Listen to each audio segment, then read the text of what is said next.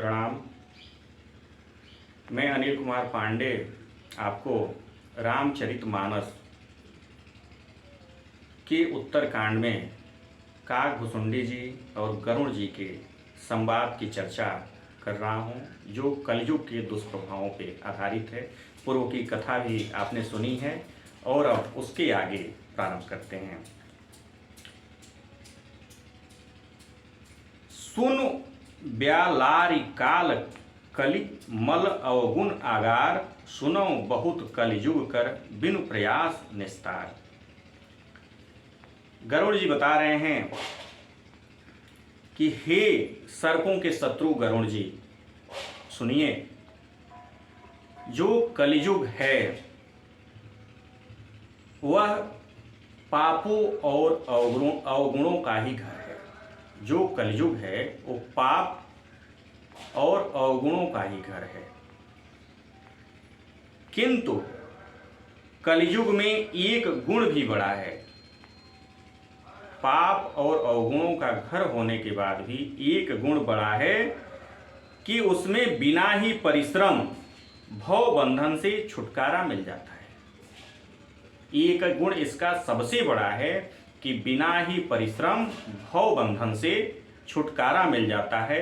भव बंधन यानी जन्म मृत्यु का जो ये चक्र चल रहा है उससे मुक्ति मिल जाती है। उसके लिए ये सर्वोत्तम युग बताया गया है। कैसे?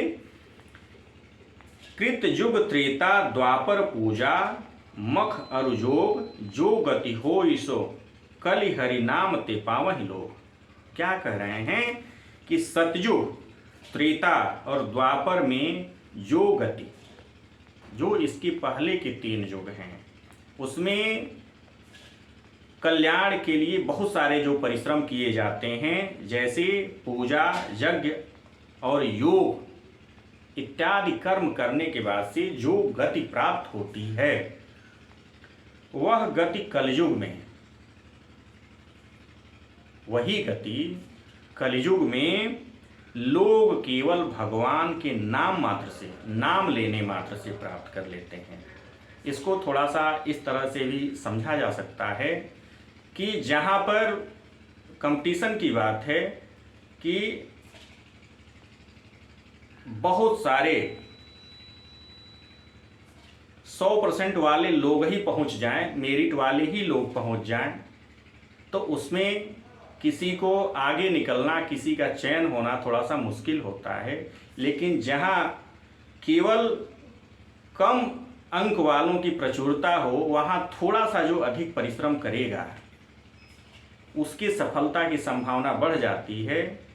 इस युग के बारे में भी ऐसा ही कहा जाता है, क्योंकि कलयुग के दुष्प्रभाव के कारण लोग परलोक की चिंता नहीं करते, सब अपने शारीरिक कर्मों में ही लगे रहते हैं। इसलिए जो थोड़ा सा प्रयास करता है उसको जरूर मुक्ति का मार्ग मिल जाता है, ये कहा गया है। आगे कहते हैं, कृतयुग सब जोगी विज्ञानी, करि हरि ध्यान तरहि भौ ज्ञानी, त्रेता विविध यज्ञ नर करहि, प्रभु ही समर्पि कर्म भव तरहि। क्या कह रहे हैं कि सतयुग में सभी योगी और विज्ञानी होते हैं। सतयुग के बारे में कहा जा रहा है कि सब योगी और विज्ञानी होते हैं। हरि का ध्यान करके सब प्राणी भवसागर से तर जाते हैं। सब जानते हैं कि उनको भवसागर से तरना है और क्या करना है, वो करके भवसागर से तर जाते हैं। इस संसार के कुचक्र से मुक्ति पा जाते हैं। त्रेता युग में मनुष्य अनेक प्रकार के यज्ञ करते हैं। त्रेता युग का एक प्रभाव है कि जो वहाँ उस युग में जन्म लेने वाले यज्ञों के कर्म बहुत अधिक करते हैं और सभी कर्मों को प्रभु के चरणों में समर्पित करके, जितने भी कर्म करते हैं वो प्रभु के चरणों में, ईश्वर के चरणों में समर्पित करके भवसागर से यानी जन्म मृत्यु के बंधन से मुक्त हो जाते हैं। द्वापर करि रघुपति पद पूजा, नरभव तरहि उपाय न दूजा, कलयुग केवल हरि गुण गाहा, गावत नर पावहि भव थाहा। द्वापर युग के बारे में कह रहे हैं कि द्वापर युग में श्री रघुनाथ जी के चरणों की पूजा करके मनुष्य संसार से तर जाते हैं। द्वापर युग में श्री रघुनाथ जी के चरणों की पूजा करके, यानी बहुत यज्ञ तप नहीं करना पड़ता है, उससे कम प्रयास करके सिर्फ रघुनाथ जी के चरणों की पूजा करके मनुष्य भव सागर से तर जाते हैं। अन्य कोई दूसरा उपाय उनको नहीं करना पड़ता। और कलयुग के बारे में तो कहा गया है कि कलयुग तो उससे भी आसान है। यहाँ तो श्री हरि की गुण गाथाओं का गान करने से ही मनुष्य भव सागर से तर जाता है।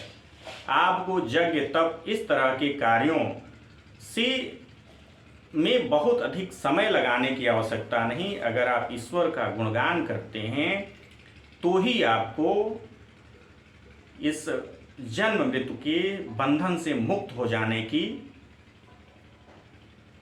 संभावना प्रबल हो जाती है, ऐसा हो जाता है। आगे लिखते हैं, कलियुग योग न यज्ञ न ज्ञाना, एक आधार राम गुण गाना, सब भरोस तज जो भज राम ही, प्रेम समेत गाव गुणग्राम है।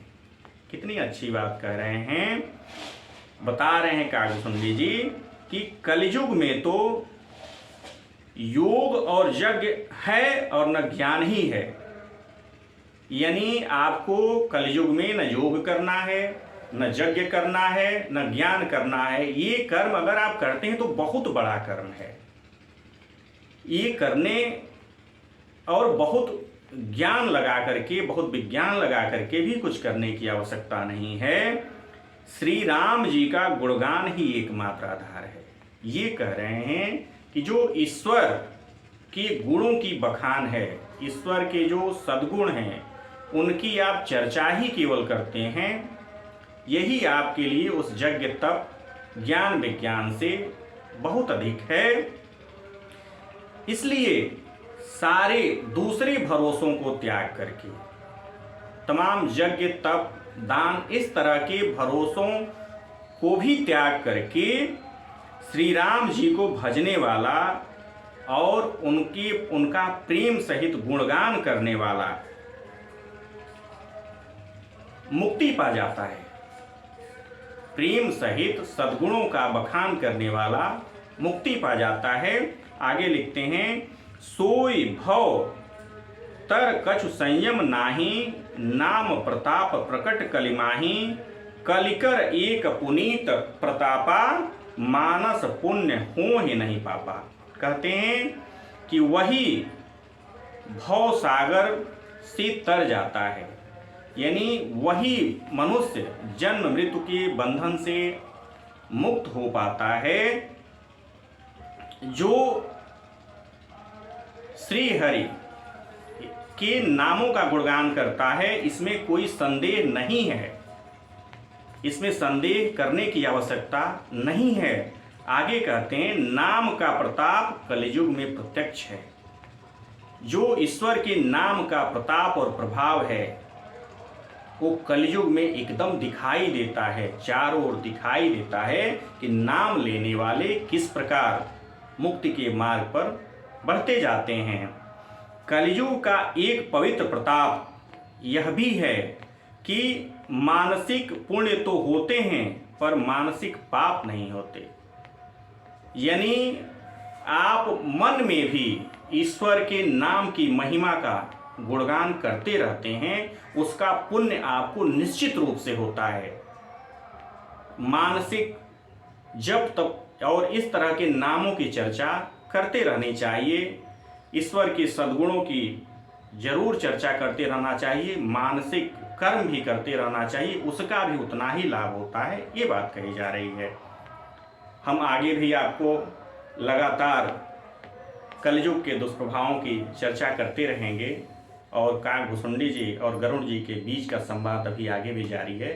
बस थोड़ा सा विश्राम।